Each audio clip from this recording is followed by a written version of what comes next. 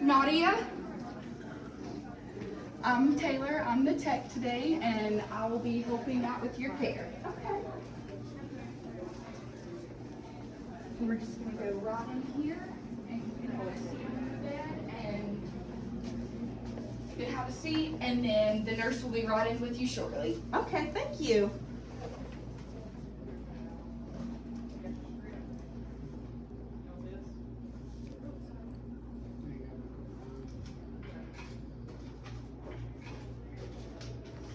Hello, I'm Alan. I'll be your nurse today. Is that okay? No, sir. Haram, that's bad. No.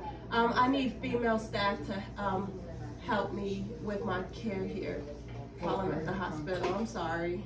That's okay. I'll go see if I can take care of that for you. Okay, thank you so much. Hey, Trish. Hey, Hey, Trish. I got a patient here. There seems to be some sort of cultural difference. You think maybe you could take her? Maybe I'll take one of your patients for you. yeah, that'd be fine. Thank you. You're welcome. Thanks, Alan. Hi, I'm Trisha. I'm gonna be your nurse today. Okay, good. Can you tell me what you're here for?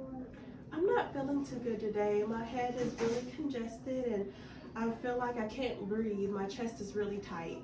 Okay, well, we'll take a look at that for you.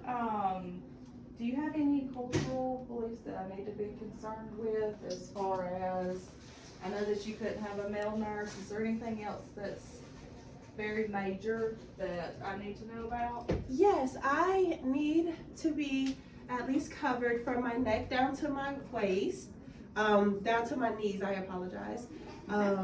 It just maintains my modesty. I practice the religion of Islam. So for me, being covered up is most appropriate because only my husband needs to see anything else. So. Okay.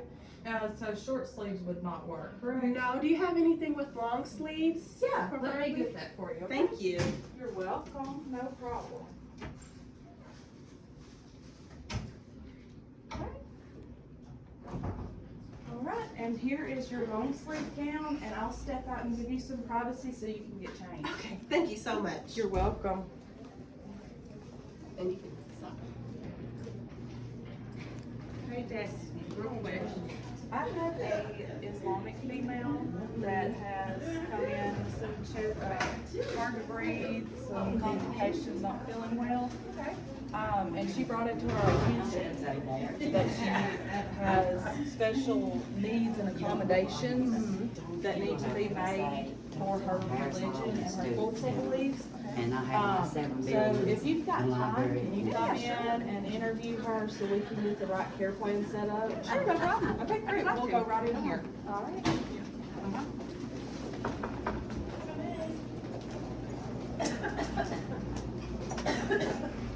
Hi Nadia, I went and got our case manager here at the hospital so that she could come in and interview you to make sure that we can meet all of your cultural and spirituality needs. So we can develop the right care plan to get you treated and feeling better. Okay. Is there anything you need from me right now before your interview with Miss Destiny? No, I think I'm fine. Okay. Well, let me know if you need anything, okay? Okay, thank you so much. You're welcome. I'm Destiny. Hi. I'm the case manager for the hospital today. I was just asking to speak to you about your cultural and religious beliefs that would influence your medical care. Do you have any such beliefs that will influence how we care for you today? I do. I have some medications that cannot be taken Okay. because they are pork-based. Okay. Absolutely no male staff, if all No possible. problem. I'm really uncomfortable with that. As much as possible, just keep me covered, and yes, that's about it. I mean, there's a couple things in there, but those are the main ones that I think should be addressed, and I would really like for you to accommodate while I'm here. No problem. We'll be glad to do that, okay? Okay. I'm actually going to conduct a meeting with your healthcare team to ensure that all of your beliefs are understood and respected so we can get the best possible care we can for you, okay? All right. Thank you guys so much. All right, thank you. It's our pleasure to make sure you're well taken care of, okay? Thank you so much. Thank you. Good afternoon, team. I emailed you all a list of the Islamic beliefs of a patient we have today. I have asked you all to come up with ways in which your department can come up with ways to be able to care for this patient while respecting their beliefs, okay? This afternoon, I asked you here to present these ways to respect this patient's beliefs while caring for them appropriately. So we can start with pharmacy and go around the table. Good afternoon, team. As the head of the pharmacy department, I will personally work alongside prescribing providers to ensure that all the prescriptions are non-pork based, alcohol-free, and gelatin-free. As an alternative, I will suggest liquid antibiotics and challah gelatin products. I will ensure that the pharmacy is stocked with traditional Islamic remedies such as black caraway seeds, olive oil, honey, seawalk, and we'll see if I can order Zamzam water from Saudi Arabia in case the patient is not comfortable with being treated with our pharmaceutical. Okay, as a dietitian, we have looked at what things we need to make sure we are doing so that we are considerate of our patients' Islamic beliefs. And so after doing research into this, I have found that they do not eat any kind of pork or pork byproducts. That is haram, which means it's prohibited. So we are going to make sure, as a dietitian, I'll make sure that the cafeteria staff is giving her a kosher diet to where there's no pork or pork byproducts included.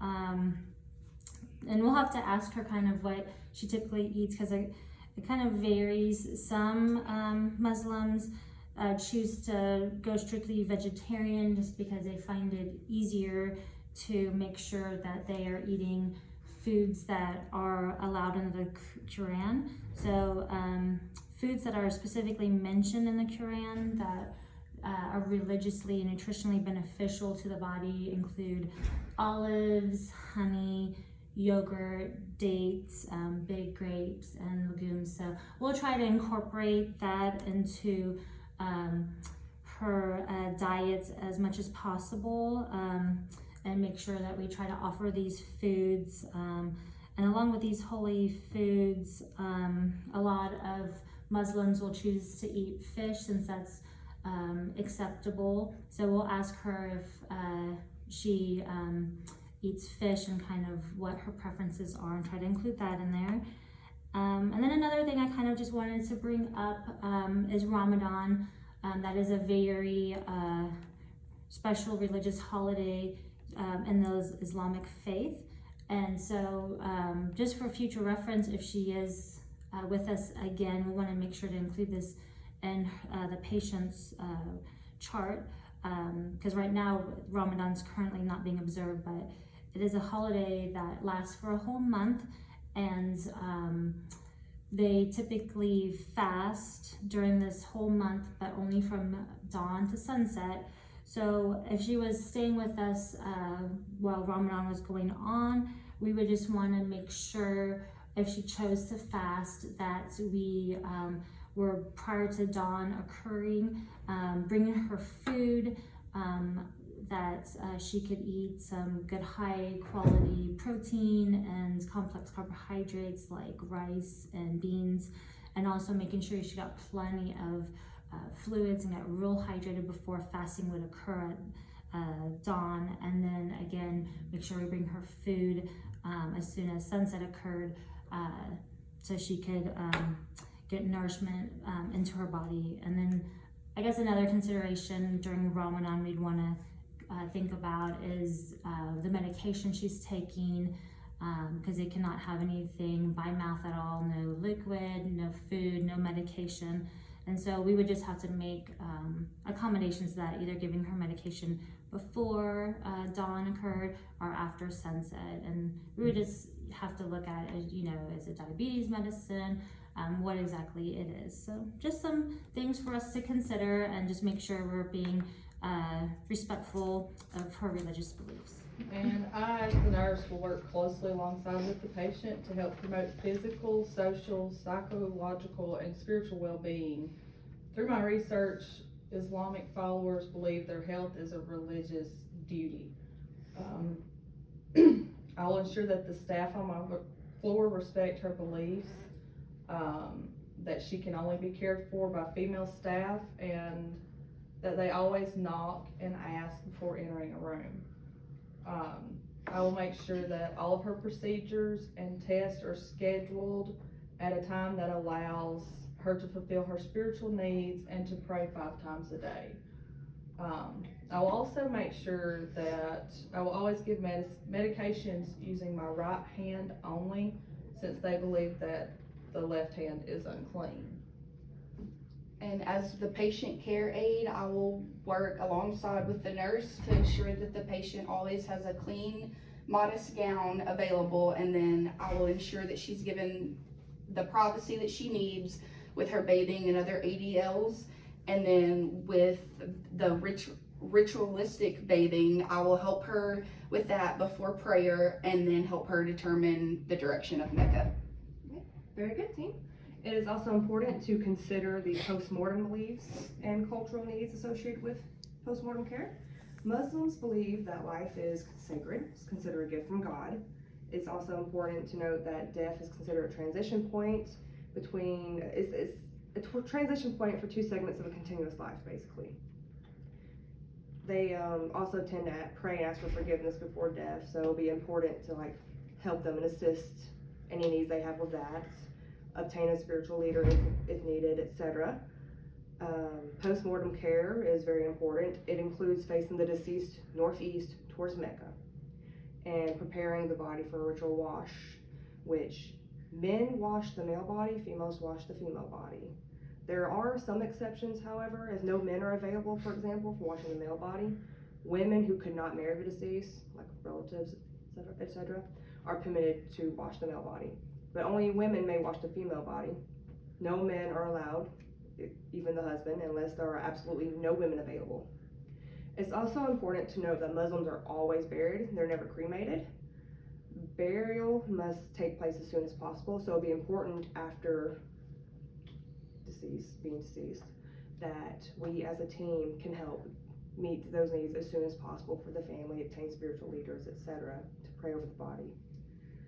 Burial must take place as soon as possible, like I said, because Muslims do not embalm, so that's why it's very important to get all this gathered up as soon as possible.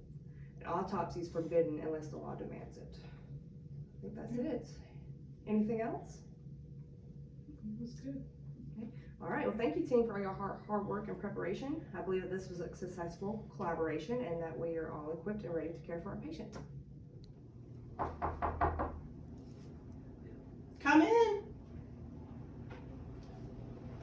Hey Nadia, we're Hi. back. We've had our meeting, our team meeting, to come up with a good care plan for you. Make sure that we accommodate all of your religious, cultural, and spirituality beliefs. We actually have made out this list of accommodations that we came up with. If there's anything we missed, or if we need to add anything to it, or if we got anything wrong, just let us know what would make it most comfortable for you. All right. This looks pretty good to me. I appreciate you guys and all that you are doing for me. You're to welcome. accommodate me. I appreciate it so much. You're welcome. And do you need anything right now? No, I'm okay. I just would like to rest. Okay, well, you have your call button. If you need anything, just call me and we'll be right in, okay? Okay, thank you guys so much. You're welcome.